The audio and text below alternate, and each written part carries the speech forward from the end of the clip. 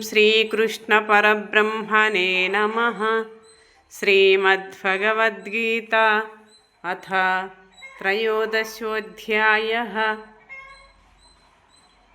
क्षेत्रक्षेत्रज्ञविभागयोगः। 10వ శ్లోకం।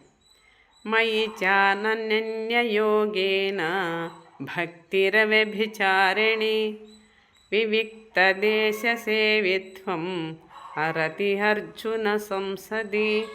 हरि ओम। 16 చిల్లర చింతలు లేని అస్ఖలితమైన నా భక్తి, 17 ఏకాంతవాస ప్రియత్వము, 18 రచ్చల యందు ఎగుటు ఉండవలనని భగవంతుడు చెబుతున్నాడు. మనసులో చిల్లర చింతలు లేకుండా పక్కన ఏదైనా జరుగుతామంటే వాటి అందు ఎగుటు అంటే భగవంతుని చింతలో ఉన్నప్పుడు ఏయి కూడా రుచించవన్నమాట. ఆ భగవంతుని ధ్యానమే రుచిస్తుంది.